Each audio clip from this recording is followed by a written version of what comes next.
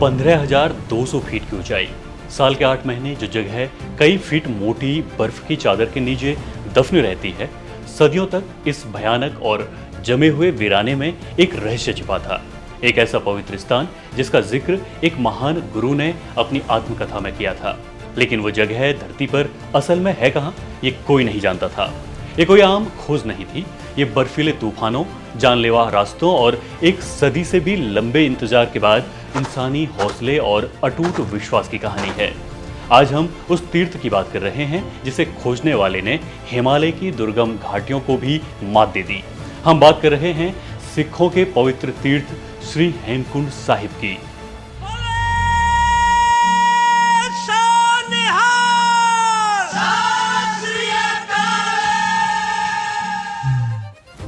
कहानी शुरू होती है सिखों के 10वें गुरु श्री गुरु गोविंद सिंह की रचना से, जिसका नाम बचित्र नाटक है।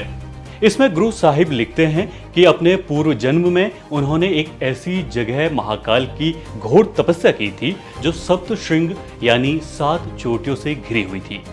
एक ऐसा बर्फानी कुंड जहां राजा पांडु ने भी योग साधना की थी।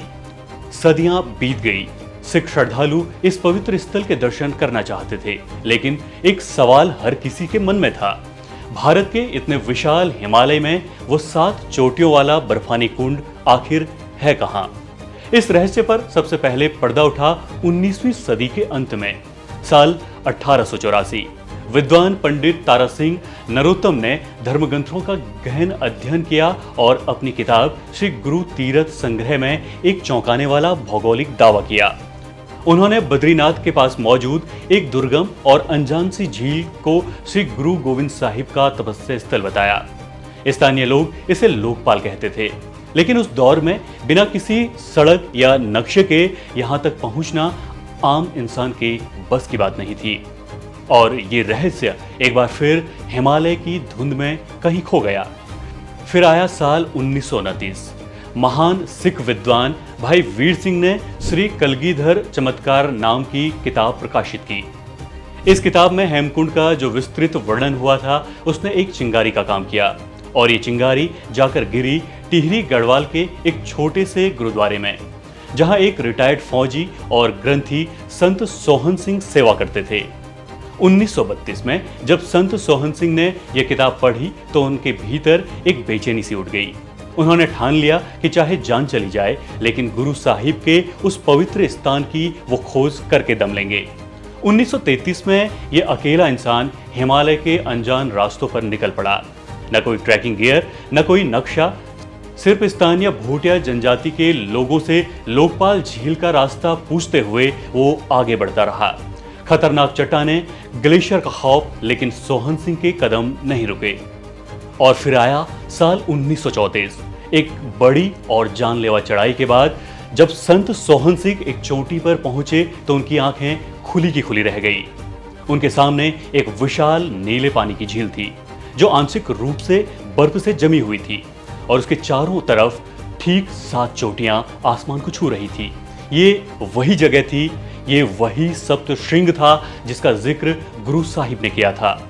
सदियों से खोया हुआ हेमकुंड साहिब दुनिया के सामने आ चुका था, लेकिन खोज पूरी होने का मतलब ये नहीं था कि सफर खत्म हो गया है।